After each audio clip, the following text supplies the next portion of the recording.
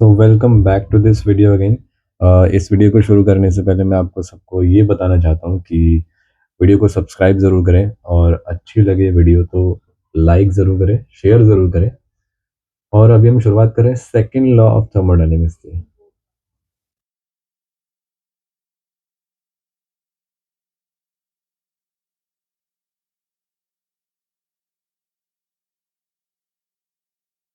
Second law of thermodynamics.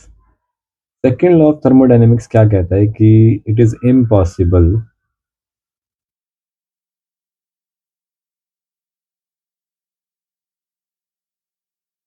To create a 100%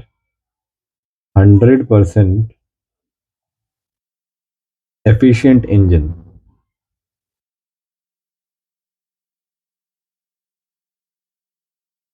यानी कि ऐसा कोई इंजन बनाना पॉसिबल नहीं है जो कि 100% वर्क को जो है, मतलब अगर मैं बात करूं, आपने किसी सिस्टम को जो है हीट दी है 100%,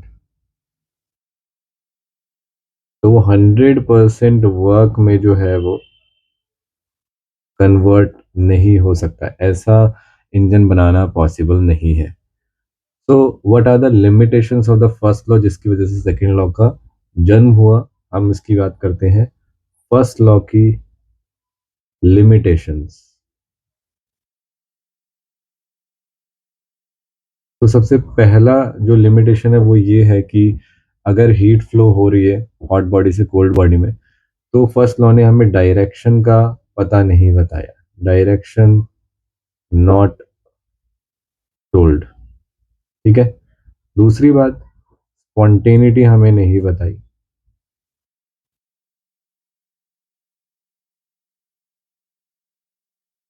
ठीक है, स्पॉन्टेनिटी नॉट टोल्ड। सर ये स्पॉन्टेनिटी क्या है? स्पॉन्टेनियस और नॉन स्पॉन्टेनियस में डिफरेंस तो बताइए सर। तो देखिए,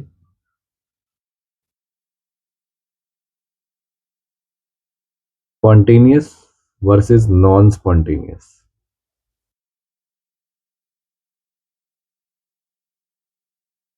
अगर हम बात करें स्पॉन्टेनियस प्रोसेस की, दे इनिशिएट बाय ओन।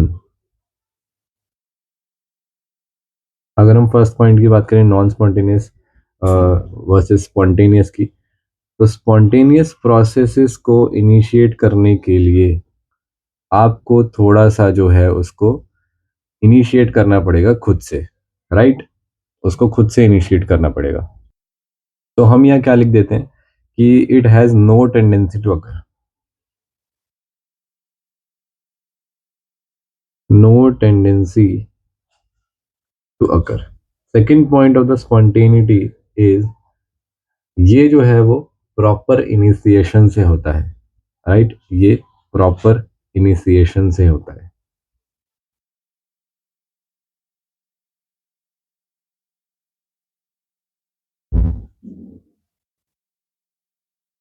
ठीक है।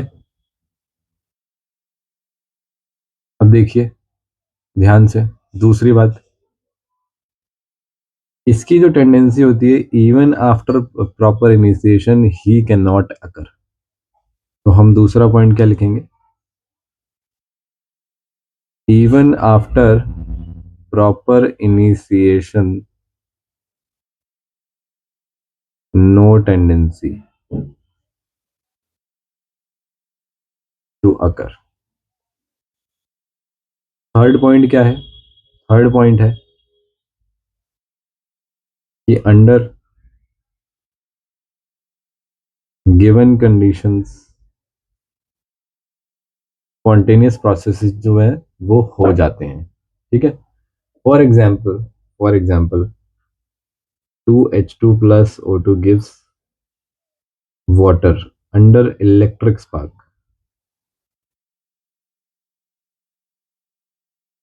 तो ये एक स्पॉन्टेनियस प्रोसेस है,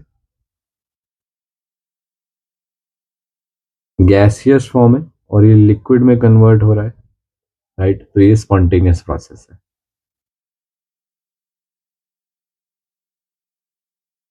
अच्छा मुझे बताइए कि थर्ड पॉइंट इसमें क्या बनेगा?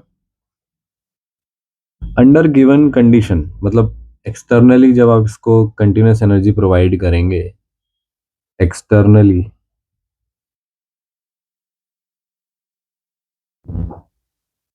continuous energy is provided, after that he can occur, यानी कि नॉन स्पॉन्टेनियस प्रोसेस फिर जो है वो हो सकता है. For example, water cannot flow from lower height to higher height, लेकिन अगर आप उसको प्रेशर देते हैं तो वो हाइयर हाइट पे जा सकता है. तो ये जो है नॉन स्पॉन्टेनियस प्रोसेस है. Next is criteria for spontaneity. अगर हम बात करें सेकेंड लॉ ऑफ थर्मोडाइनेमिक्स की, तो सेकेंड लॉ ऑफ थर्मोडाइनेमिक्स में बेसिकली 3 वेरिएबल्स काउंट होंगे आपके. That is your enthalpy change, and next is your entropy change, and next is your Gibbs free energy. These 3 variables, ये 3 variables हैं जो कि decide करेंगे एनी प्रोसेस इज स्पॉन्टेनियस और not. Correct है. Now अगर मैं बात करूं सबसे पहले डेल्टा एस की, तो डेल्टा एस एंट्रोपी चेंज है. Sir what is entropy? Entropy is basically measurement of randomness. यानी कि कोई चीज अगर ऑर्गेनाइज्ड है तो वो कितना अनऑर्गेनाइज हो रहा है उसको बताता है एंट्रोपी. बेसिकली एंट्रोपी जस्ट एक क्वांटिटेटिव चीज है जो आपको बताती है कि रैंडमनेस कितना ज्यादा हो रहा है. इसको मैथमेटिकली डिटरमाइन किया जाता है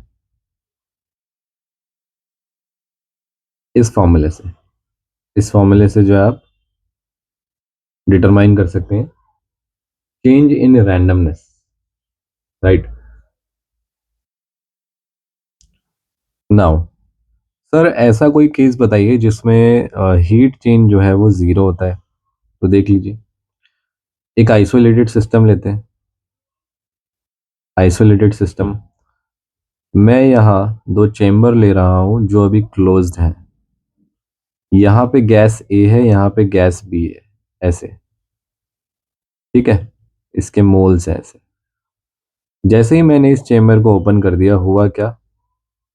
हीट यहाँ से फ्लो नहीं हो सकती, हीट कैन नॉट फ्लो. ठीक है, तो चेंज इन हीट यहाँ पे भी जीरो. और जब मैंने इसको ओपन कर दिया तो ए और बी जो है वो मिक्स हो गई. A and B are mixed. Again heat change here is zero. तो आप कैसे बताओगे हीट चेंज अगर जीरो है तो एंट्रोपी तो जीरो हो जाएगी. तो आप रैंडमनेस के तौर पे बताओगे कि रैंडमनेस के तौर पे delta S hair is positive. एक आइसोलेटेड सिस्टम में जब हीट चेंज जीरो होता है तो मेजरमेंट ऑफ रैंडमनेस करी जाती है उस सिस्टम की. यहाँ ये सिस्टम है. पर ये तो आइसोलेटेड सिस्टम है. अगर सिस्टम आइसोलेटेड नहीं होगा तब क्या होगा, ये भी केस देख लेते हैं. सिस्टम अगर आइसोलेटेड नहीं होगा तो नॉन आइसोलेटेड सिस्टम, तब क्या होगा?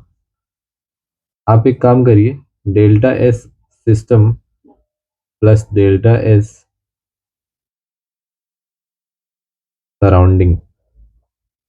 आपको पता है सिस्टम और सराउंडिंग जो है ना यूनिवर्स जो है वो बनाता है. इसी को कहते हैं एस टोटल,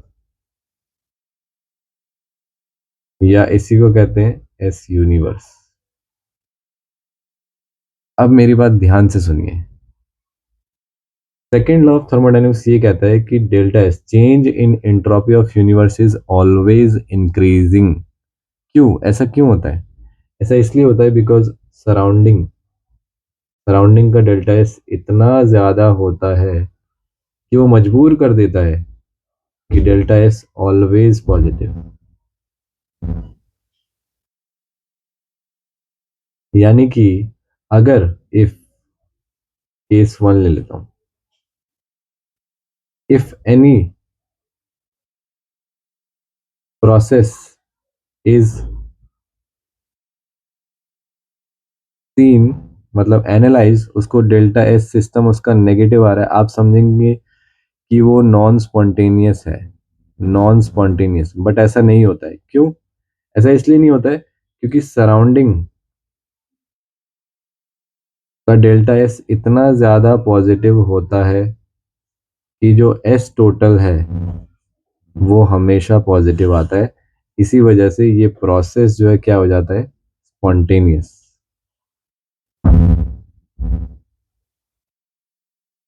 इसी पे बेस्ड एक एग्जाम्पल देखते हैं। एग्जाम्पल एग्जाम्पल देखो, वाटर है लिक्विड फॉर्म में, इसको आइस फॉर्म में कन्वर्ट करना है। तो अगर ये आइस फॉर्म में कन्वर्ट होगा तो ये हीट रिलीज करेगा। हीट रिलीज करेगा यानी कि एक्सोथर्मिक प्रोसेस है, यानी कि डेल्टा एस सिस्टम जो है वो, इसका फॉर्मूला ये बन जाएगा, ये नेगेटिव आएगा, आपको लगेगा कि ये नॉन स्पॉन्टेनियस प्रोसेस है, लेकिन ऐसा नहीं होता है। क्यों? क्योंकि delta S surrounding here is positive, very very higher than zero. इसीलिए डेल्टा एस यूनिवर्स जो है वो जीरो से ग्रेटर आता है टोटल।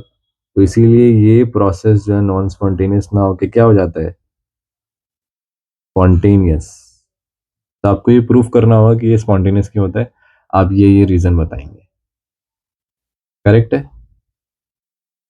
आगे बढ़े, आगे बढ़े स्पॉन्टेनिटी पे। तो आपको ये ध्यान रखना है कि डेल्टा एस अगर पॉजिटिव हो तो रिएक्शन स्पॉन्टेनियस होगी। डेल्टा एस अगर नेगेटिव हो, रिएक्शन नॉन स्पॉन्टेनियस होगी। डेल्टा एस अगर जीरो हो तो रिएक्शन क्या होगी, आगे भी जा सकती है या फिर पीछे भी जा सकती है, यानी कि रिवर्सिबल होगी।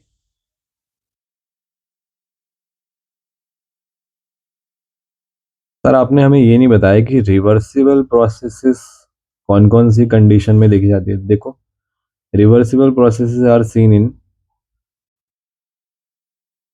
Isothermal and your adiabatic. मान लो आपके पास कोई सिस्टम है, ठीक है, और देखो ये आपका सिस्टम है, बाहर सराउंडिंग है, ठीक है, इसका टेम्परेचर देखो कितना है, टी है, ठीक है, और देखो यहाँ पे टी है। क्योंकि टेम्परेचर का जो चेंज है सराउंडिंग और सिस्टम में बहुत ही एक छोटा चेंज है, इसीलिए यहाँ पे जो हीट रिलीज होगी जो हीट रिलीज होगी वो डी क्यू होगी। क्लियर है? तो यहाँ पे डेल्टा एस सिस्टम क्या हो जाएगा, minus D Q divided by T. अच्छा मुझे एक बात बताओ, अगर ये रिलीज कर रहा है तो ये एब्जॉर्ब कर रहा है सराउंडिंग, तो डेल्टा एस सराउंडिंग क्या हो जाएगा, positive D Q divided by T. क्योंकि टेम्परेचर में कुछ खास चेंज नहीं है, तो हम ये कह सकते हैं इन दोनों को प्लस करके कि delta S universe is equals to zero. ये हो गया आइसोथर्मल का केस, जहाँ पे टेम्परेचर का चेंज जो है वो जीरो है और डी क्यू हीट जो है वो रिलीज हो रही है सिस्टम से, इसी वजह से यूनिवर्स जो है वो जीरो है।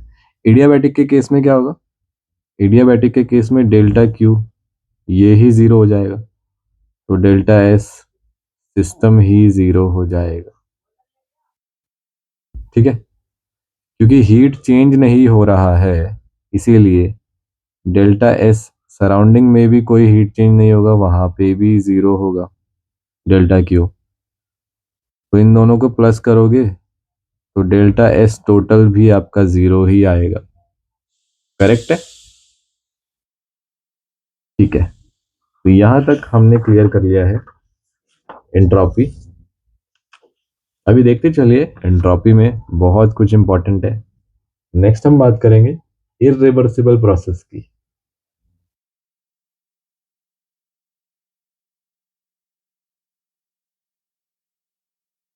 इरिवर्सिबल प्रोसेस में जो है डेल्टा एस कैसा होता है? अब मेरी बात सुनिए ध्यान से। मान लीजिए आपके पास कोई सिस्टम है, इसका टेम्परेचर T1 है, यहाँ से डी क्यू हीट रिलीज हुई, बाहर का टेम्परेचर T2 है, ये सिस्टम है, बाहर सराउंडिंग है, तब क्या होगा? अब यहाँ से हीट रिलीज हो रही है, इसका मतलब ये है कि T1 जो है ग्रेटर है T2 से, इसीलिए तो रिलीज हो रही है हीट। अब देखिए, क्योंकि ये रिलीज कर रहे हैं यानी कि एक्सोथर्मिक है, delta S system is equal to minus D Q divided by T1, ठीक है। और सराउंडिंग का क्या हो जाएगा? Delta S surrounding is equals to positive D Q by T2, ये ध्यान रखिए। इन दोनों को प्लस कर लीजिए, delta S total is equals to minus D Q divided by T1 plus में d Q divided by T2, ये आ जाएगा d Q divided by 1/T2 minus 1/T1। And यहाँ से ये डिराइव होता है कि d Q T1 minus T2 divided by T2 T1, it is greater than 0. Why greater than 0? Sir why greater than 0, ये बताइए। क्योंकि बच्चों एस टोटल जो है वो 0 है। क्यों? क्यों 0 है? क्योंकि टेम्परेचर 1 जो है ना, वो टेम्परेचर 2 से ज़्यादा ग्रेटर है। हीट रिलीज हो रही है अपने आप, ये स्पॉन्टेनियस प्रोसेस है, इरिवर्सिबल प्रोसेस है लेकिन स्पॉन्टेनियस प्रोसेस है, इसीलिए आपका जो ये है वो 0 से ग्रेटर आया। ठीक है, तो हम यहाँ लिख के चलते हैं कि any natural process happening in the universe entropy will increase always. ठीक है, तो मैं यहाँ लिख देता हूँ any natural process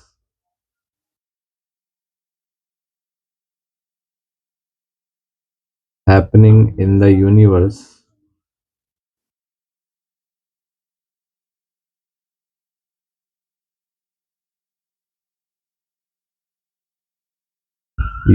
entropy always increases, ये बात आपको ध्यान रखनी है।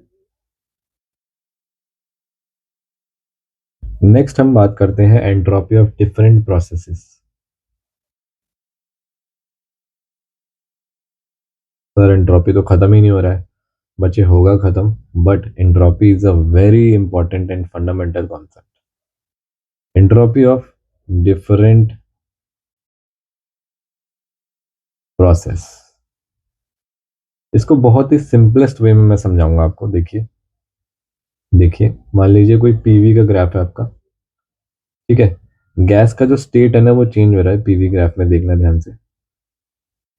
पहले जो है वो P1 था, V1 था, टेम्परेचर T1 पे था, ठीक है। जैसे जैसे देखना, ये ग्राफ ऐसे चेंज हुआ, T2 हो गया, V2 हो गया, T2 टेम्परेचर पे, ठीक है। अब मेरी बात सुनिए, क्या रैंडमनेस इंक्रीज हुई? वॉल्यूम V1 से V2 हो गया, यानी कि इंक्रीज हो गया वॉल्यूम। यस, रैंडमनेस इंक्रीज हुई, ठीक है।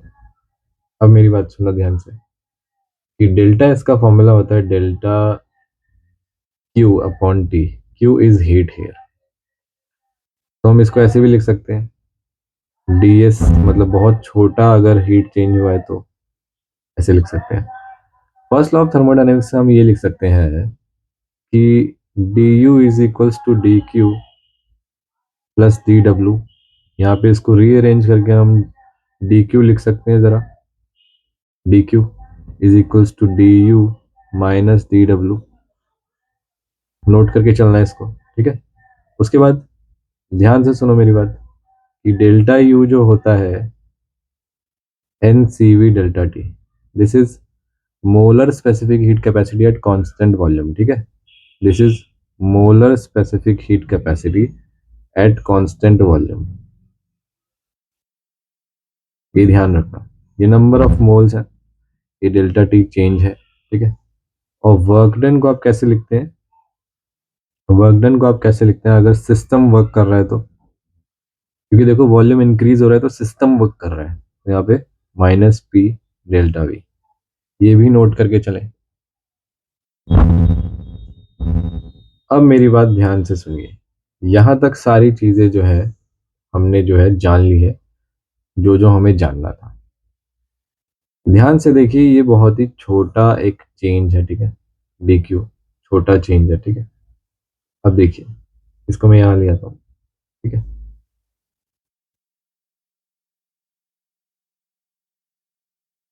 मुझे एक बात बताइए, क्या टेम्परेचर वेरिएबल नहीं है? यस, वेरिएबल है। टेम्परेचर T1 से T2 है, तो क्या यहाँ पे मैं लिमिट लगा सकता हूँ T1 से T2? डी क्यू हीट अगर कोई एक्सप्रेशन आपको मिल जाए टी की रिस्पेक्ट में, तो आप T1 से T2 रख सकते हैं उसको, तो इंटीग्रेट कर दोगे इसको, तो आपको एंट्रोपी जो आपको डेल्टा चाहिए था, डेल्टा एस, वो आपको मिल जाएगा यहाँ से। तो ये बन जाएगा delta S is equals to D Q by T. इसको हम कैसे लिख सकते हैं, डी क्यू को D U minus D W,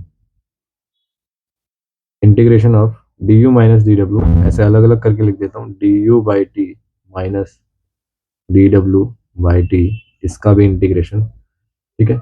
अब इसको सॉल्व करते हैं, इसको सॉल्व करते हैं, ठीक है। यहाँ पे मैं लिख देता हूँ अच्छे से, डी यू को कैसे लिख सकते हैं, n C V delta T, ठीक है, N C V delta T, इसका integration divided by T minus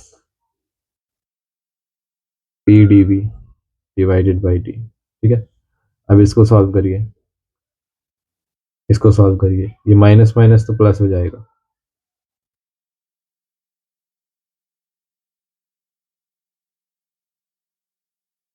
ठीक है। अब ध्यान से देखिए, लिमिट लगा देते हैं, एन और सी भी तो कांस्टेंट है, एन और सी भी तो कांस्टेंट है, और P V is equals to n R T से मुझे प्रेशर मिल जाएगा, that is n R T upon में V, n R T upon में वी, ठीक है। अब देखिए ध्यान से, यहाँ पे ऐसे हो जाएगा। अच्छा, इसको डी टी लिखिए, बिकॉज ये डी टी है ना, स्मॉल चेंज के लिए डी टी, ओके। तो ये D T divided by T, T one से लेके टी टू, प्लस में लिखिए N R T divided by V D V by T, T तो कैंसिल हो गया यहाँ पे। अब देखिए ध्यान से, क्योंकि डी टी का जो है आप इंटीग्रेशन कर रहे हैं, तो ये लॉग बेस ई टी बन जाएगा, लॉग बेस ई टी, क्योंकि टी तो नीचे है ना, टी नीचे है, इनवर्स में अगर टी होता है तो उसका लॉग आ जाता है।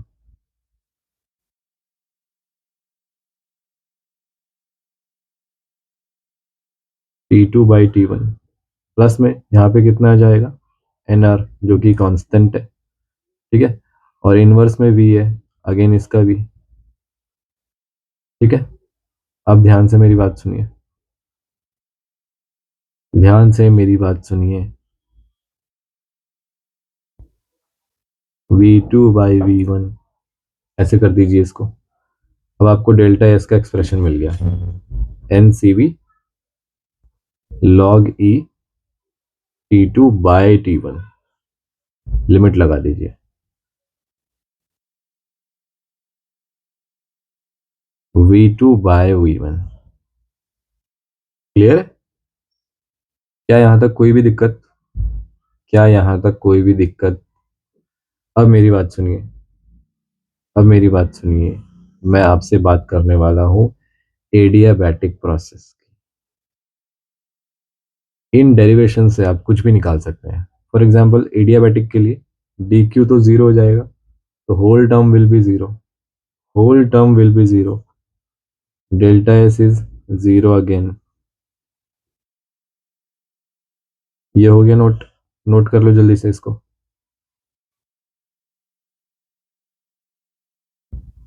आइसोथर्मल के केस की बात करते हैं। आइसोथर्मल के केस की बात करते हैं। ठीक है। आइसोथर्मल के केस में हमने देखा है कि अगर ये वाला जो टर्म है, ये वाला पूरा टर्म dt, अगर dt चेंज की मैं बात करूं, dt चेंज की, या du के बाद ये वाला टर्म निकाला था हमने dt, तो यहां से निकाला। चलो, ये dt टर्म जो अगर जीरो हो गया तो इसको इंटीग्रेट करने की जरूरत ही नहीं पड़ेगी, ये पूरा टर्म जीरो हो जाएगा, तो हम डायरेक्ट ये लिख सकते हैं। तो आइसोथर्मल के केस में डेल्टा एस क्या हो जाएगा? Positive P DV divided by T. और ये कितना आ जाएगा? ये कितना आ जाएगा जल्दी से बताइए। v2 by v1 N R D by V, right, क्योंकि एन आर टी टी तो कैंसिल हो गया वहां पे। ठीक है। और आप इसको क्या लिख सकते हो? N R log E v2 by v1। हो गया सॉल्व। क्योंकि आइसोथर्मल के केस में जब पीवी का ग्राफ बनाओगे तो कुछ ऐसा आता है। तो यहाँ पे हमको पता चलता है P1 V1 is equals to P2 V2 is equals to constant. तो आप यहाँ पे V2 की जगह आप क्या ले सकते हैं? P1 भी ले सकते हैं, क्योंकि P1 upon P2 is equals to V2 upon V1। यहाँ से हमें पता चलता है कि P1 is equals to V2। तो यहाँ पे आप प्रेशर भी डाल सकते हैं। करेक्ट है। नेक्स्ट हम बात करते हैं आइसोकोरिक की।